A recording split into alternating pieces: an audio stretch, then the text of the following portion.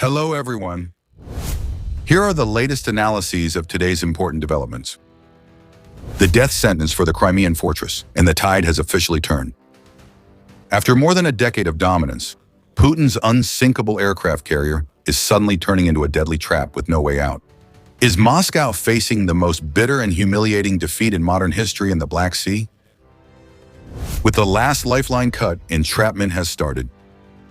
As the last bridges are counting down to collapse and the final supply ferries sink deep beneath the sea, tens of thousands of Russian soldiers are being pushed into an unprecedented predicament.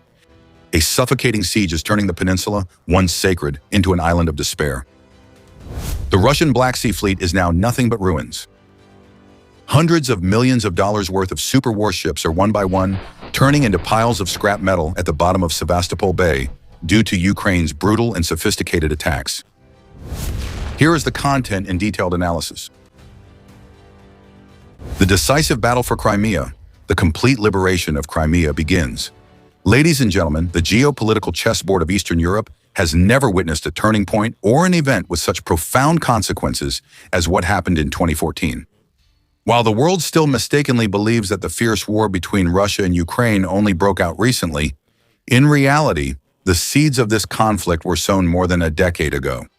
That was the moment when, taking advantage of the turmoil in the political scene of Kiev, President Vladimir Putin made a calculated and successful move. Unlike the later resource-draining military campaign, the annexation of the Crimean Peninsula went surprisingly smoothly. Through a flawless intelligence and military operation, elite forces in uniform without insignia were deployed to key locations, spreading panic and neutralizing any resistance from the Ukrainian military right from the start. In less than 4 short weeks, making full use of the military assets left in Sevastopol, Moscow's forces swiftly took control of the parliament building, choked off communication centers, and seized all key infrastructure.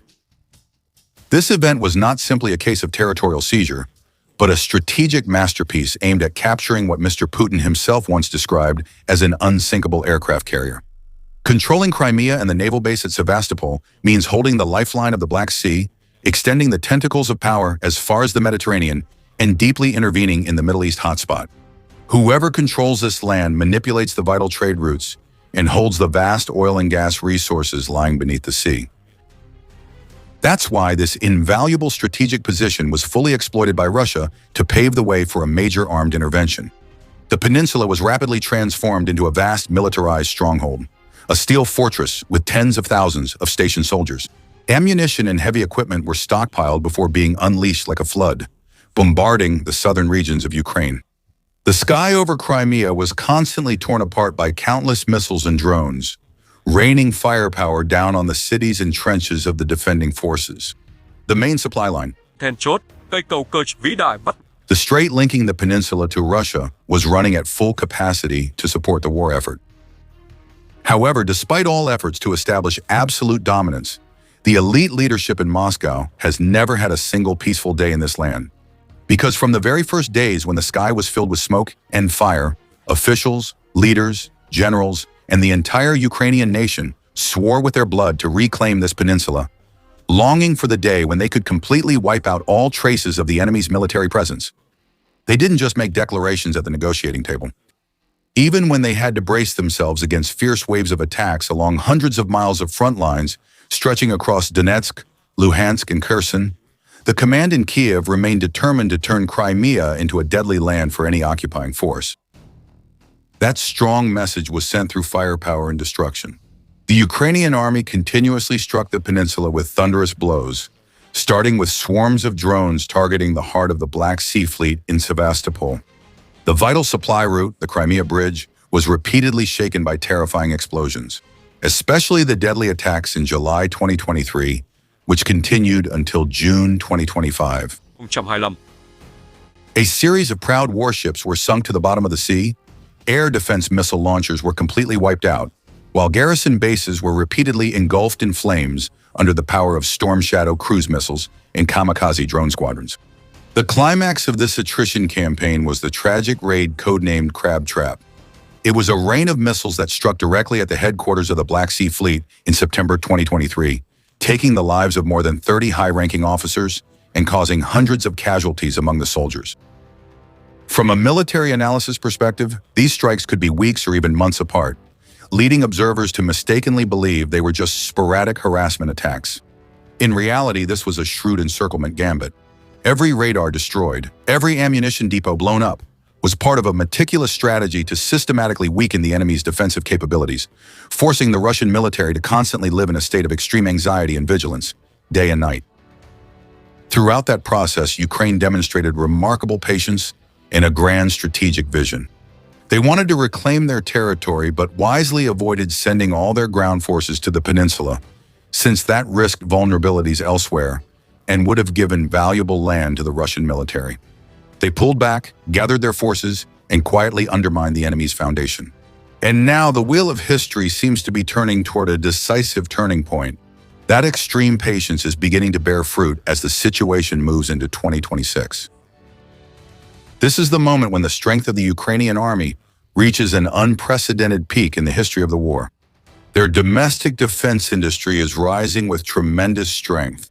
Hundreds of weapons contractors across the country are working day and night with extraordinary intensity, continuously producing revolutionary military equipment, from new generation drones and modern combat systems to devastating offensive weapons. All of this advancement, combined with the critical wounds inflicted on their opponent in the past, is converging toward a decisive moment that will completely strip away any resistance and bring this strategic peninsula back. A glorious ending for a geopolitical ambition that has lasted just over a decade is now appearing on the horizon, and perhaps it is already too late for the master of the Kremlin to turn the tide. On the ground, Kiev's forces are not simply struggling to withstand Russian assaults, but they have begun to achieve breakthrough successes. They are not only stopping advances, but also carrying out counteroffensives to retake large territories that were lost. It can be said that February 2026 has left a remarkable mark in the military history of this nation.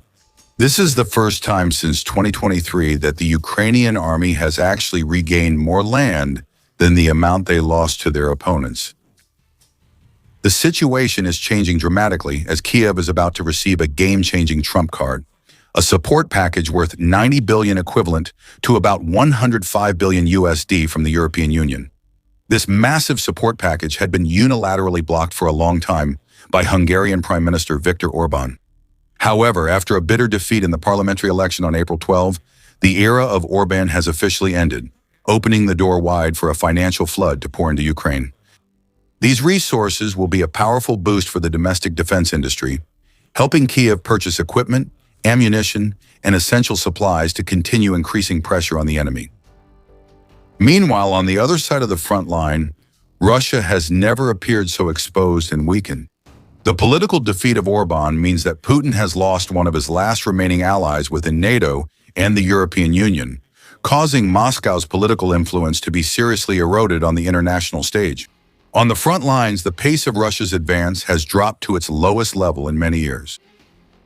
At some hotspots, the Russian army is experiencing a complete stalemate, and in some cases is even being pushed back by the resilient resistance of Ukrainian soldiers.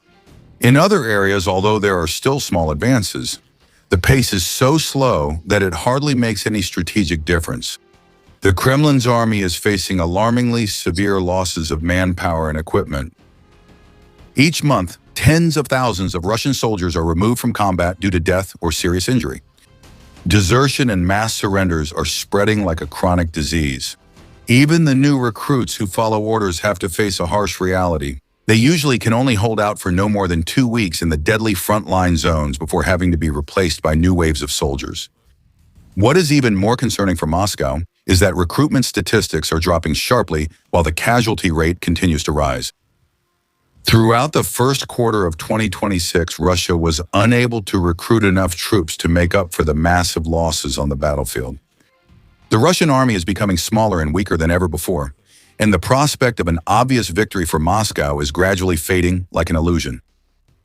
Talk of an inevitable Russian victory is gradually being replaced by a realistic acknowledgement from experts, analysts around the world, and even from Russia's most hawkish military newspapers, that the tide has turned and Ukraine is now the side on the rise.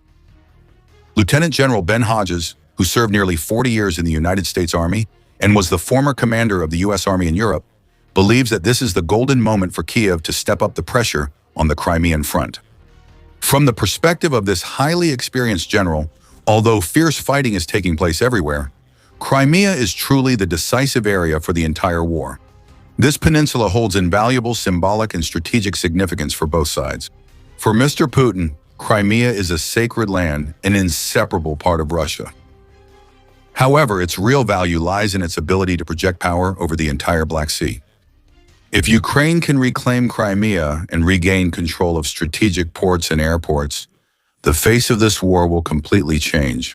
President Volodymyr Zelensky and Commander-in-Chief Oleksandr Sergei certainly understand this value deeply and have placed Crimea at the very top of their list of strategic objectives.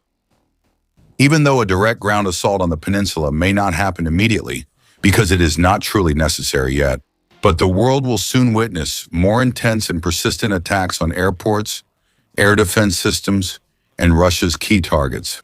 In particular, the days of the Great Crimea Bridge are now numbered. This bridge will have to collapse, and that will be a historic and shocking moment for Ukraine. Although Russia has established a land corridor by occupying southern territories, they still rely heavily on the Crimea Bridge and the Kerch Strait to safely transport vital supplies such as fuel, weapons, and ammunition to their forces on the peninsula.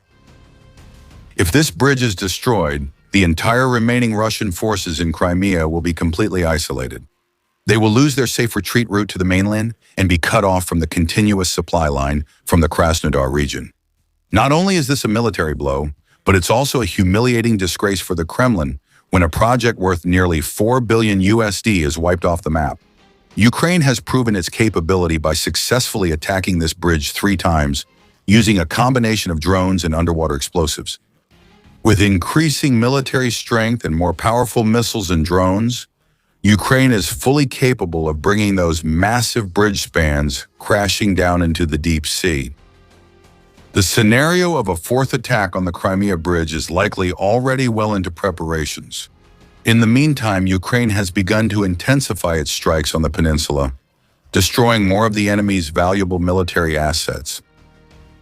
A typical example is on the night of April 5th, Ukrainian Defense Intelligence confirmed that Special Forces units used unmanned aerial vehicles to disable Russia's Slavyansk railway ferry.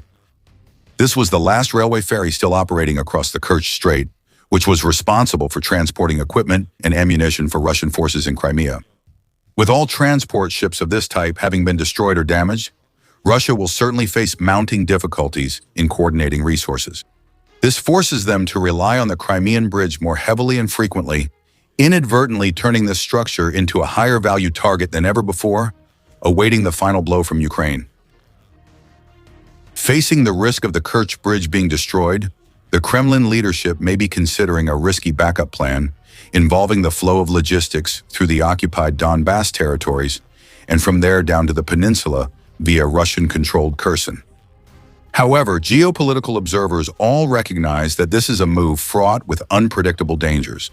These routes are too close to the direct line of fire at the front, turning every convoy into exposed targets for Ukrainian aircraft, drones, long-range missiles, and artillery.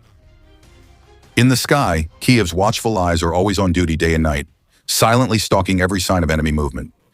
Just the slightest signal of the appearance of supply convoys will immediately put the transport units in the crosshairs, and their destruction becomes only a matter of time. Ukraine is no longer just making threats. They turned this strangulation strategy into reality with a brutal campaign in April 2026. Within just 1 week, precise strikes tore apart the land corridor connecting Russia and the peninsula. 3 massive weapon depots and 3 key supply stations were engulfed in flames, leading to the paralysis of 2 vital logistics coordination centers. Not stopping there, a death knell for Russia's maritime supply capabilities sounded in Sevastopol Bay on April 20th. 2 of Russia's heavy landing ships, the Yamen of Project 775 and the Nikolai Vichenkov of Project 1171, suffered severe punishment. The Yamen, a mobile fortress worth over $80 million with the capacity to carry 500 tons of equipment and supplies, was completely disabled. Meanwhile, the Nikolai Vichenkov, Despite its appearance as an old relic, with a capacity of up to 1,000 tons and valued at $70 million, also could not escape its harsh fate. These coordinated attacks, combined with the destruction of the last railway ferry at Elbingkirk, sent a message. Ukraine is isolating Tver, turning it into a lonely oasis surrounded by a circle of hatred. Bit by bit, Kyiv is cutting off the logistical lifelines, leaving the Russian army here facing shortages of fuel and ammunition to survive. In the past, Moscow could easily make up for losses in air defense systems or ammunition depots by transporting supplies from the mainland. But now, with the main transportation routes cut off, maintaining military strength on the peninsula has become an impossible task. The Russian soldiers still stationed in Crimea are gradually being turned into sitting ducks, waiting to die under the increasingly sophisticated and precise attacks of the Ukrainian defense forces. Looking at the bigger picture, this is the beginning of a systemic collapse. If Ukraine completely isolates the peninsula, the Kremlin's control over this land will collapse at a rapid pace. Once the Ukrainian army opens up the offensive route through Kherson, they will fully exploit the enemy's weakness to realize their dream of reclaiming territory. This scenario may seem a long way off, but in reality, all the strategic pieces have already been put in place. With Russia facing an unprecedentedly high casualty rate, irreparable equipment losses, and disastrous recruitment campaigns, they no longer have the resources to fortify the Crimean stronghold as they did in the past. This shift is vital for the regional geopolitical order. If Ukraine manages to establish even partial control over the peninsula, Russia's Black Sea Fleet will officially become a useless relic, as it will no longer have a safe haven in Sevastopol. Moscow will lose its ability to project power and influence over the entire Black Sea, as well as more distant regions. In the long run, if Ukraine fulfills its aspiration to join the European Union and NATO, Russia's room to survive and project power will be reduced to a minimum. This is a stunning and stark reversal compared to what happened in 2014. At that time, after a lightning-fast occupation campaign, Putin believed that Crimea would belong to Russia forever. But now the harsh reality is proving that he was terribly wrong. In your opinion, is completely destroying the Crimean Bridge the only key for Ukraine to end this war? Or will it lead to a new level of nuclear escalation?